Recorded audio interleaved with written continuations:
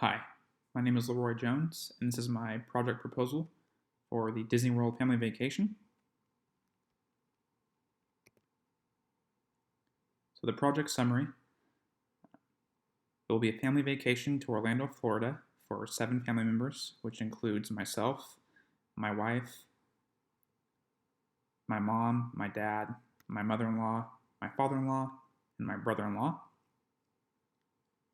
And the cost of those tickets should be around a little over $3,000. Next, we have the Disney Resort Hotel lodging, and that'll be for a 10-night stay, and that should also be over $4,500 in cost. The next thing is that we have Southwest airfare, and that includes tickets for 7 family members from Sacramento, California to Orlando, Florida, and costs there should be around $7,500. This also includes the park hopper tickets for 10 days, which means bouncing back between different parks on different days. And I think I actually outlined the cost earlier, which is a little over $3,000. And then finally, the car rental, which is transportation to and from different parks on different days, which I estimated around $500 in costs for a single 7-passenger vehicle for the family. Responsibilities. So we have about 7 items here: tickets, flight, hotel, car rental, groceries while we're not eating out, park visits, and restaurants. Then we have the 7 family members up top, and there's the matrix over to the right. 1 is who's responsible, 2 is a support role, 3 is a consultant role, 4 is just a notification, and 5 is who would be approving the item. So for tickets, it would be split between individual families, so myself, my wife, my mom and dad would count as their own, mother, father-in-law, and brother-in-law would count as their own. So for tickets, I would be responsible for my wife and I's tickets. My dad would be responsible for my parents' tickets. Father-in-law would be responsible for mother-in-law's tickets, and my brother-in-law would be responsible for his own tickets. And the consultant roles would be going to my wife, my mom, and my mother-in-law. They would be the ones who would be consulted on whether we're purchasing the tickets or not and for how many days. The next item you see is the flight. So same kind of situation as before. I would be responsible for my wife and I's flight. My dad would be responsible for my dad and my mom's flight. Father-in-law would be responsible for the in-laws' flights, and then my brother-in-law is responsible for his own flight, with, again, the wife, the mom, my mom, and mother-in-law as consultant roles. The third item there is the hotel. I think my wife would probably have the most input on this, so she would be responsible for this one. I would be the approval as paying for the hotel. Same situation for my parents, the in-laws, and then my brother-in-law is responsible for his own. Car rental, we see a bit of a reversal there. I think approval would go to the wife, and I would be responsible for renting the car for the entire family, which is why the rest of the family there is there as a notification. I didn't have them as approval because I don't think that approval on a single vehicle would be necessary. I think it's kind of a common sense thing there. Next is groceries. I put my wife in charge of that and the mother-in-law. I figured we'd only need groceries probably twice during the trip. All the 3s there are consultant roles: myself, my mom, my dad, and father-in-law. And then my brother-in-law would be in a notification role. I don't think we'd make him buy his own groceries. Park visits. I think my wife is the biggest Disney fan in the family, so I put her as responsible for park visits.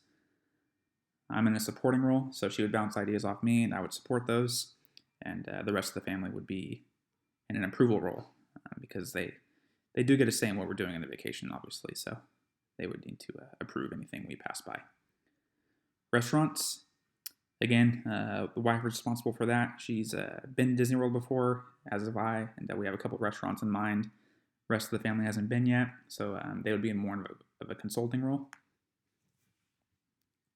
And that's it for responsibilities. Now we go on to the budget. So I think I mentioned earlier, tickets. Total budget would be a little over $3,000, $3,120 to be exact.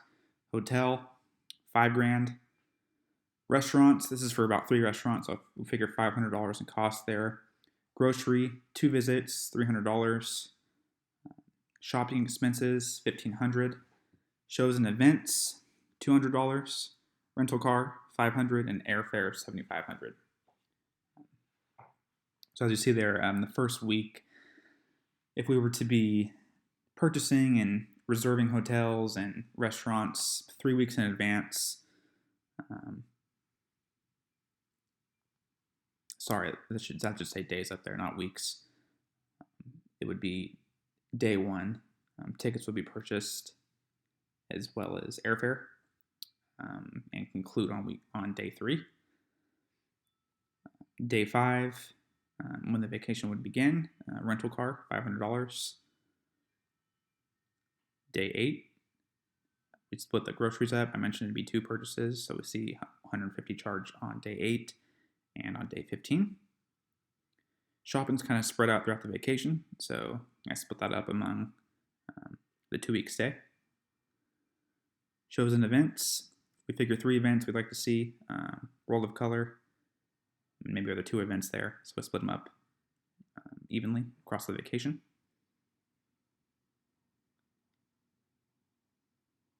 And then in the bottom there we have a chart, which is a little different from most charts I think we've seen in budgets. The high costs are kind of at the beginning and the end, which makes sense. Tickets, hotel reservations if we're doing that up front, airfare, and then at the back end, hotel invoicing, and in the middle is the vacation. So that's it for the budget. And then we have some project risks that we've identified. So the events are on the left-hand side there. Inclement weather.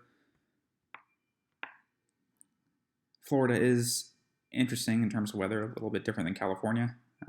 Can be raining or thunderstorms, especially during the summer and fall months.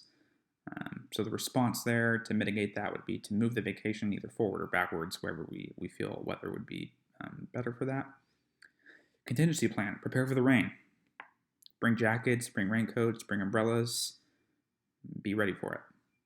The trigger would be obviously the rain and thunderstorms, the weather. And who's responsible? I put my in-laws in responsible for that one, so they'll be keeping track of the weather. Next is the hotel cost increase. So to mitigate this, we would pay for the hotel up front. Contingency plan, also a potential cost decrease would be to use Airbnb. Trigger, if the price is outside of budget and who is responsible to parents. The next event would be if airfare was higher than expected. Obviously, the response there would be to purchase tickets in advance. And the contingency plan would be to take a rental car and drive across the country, which would not be the most convenient. Trigger, obviously the price, and then my wife would be responsible for that. 2 rental cars instead of 1 for 7 people. I think this is one of the more likely events here. So to mitigate that, we should just simply budget for 2 vehicles instead of 1. And a contingency plan would be to use Uber or some taxi service similar to Lyft. And the trigger would be if a single 7-passenger vehicle was not available with Hertz or eRenner. Then I put myself responsible for that one. The next event, most unlikely I think, is missing the flight. To mitigate this, I think each person is going to take the same flight, transport to the same flight, and stay the night before the flight in the same location, so we're all on the same page. Contingency plan, simple. We would just all take separate flights.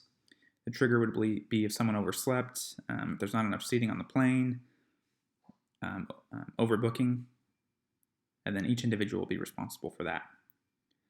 The next event would be if a family member gets lost, which could be possible, especially at Disneyland or Disneyworld. The response there would be to include secondary devices, and what I mean by that is walkie-talkies, radios, portable chargers for our phones, just so we're always connected and we have contact with one another. Contingency plan would be very old school. Have a meetup point. Someone gets lost, they know where to go. We can meet them there. Trigger. If crowds get too large or family members get distracted, that would definitely be a trigger. The wife would be responsible for head counting on that one. Last event, family member gets sick. The mitigate here would be to drink lots of fluids, bring medicine.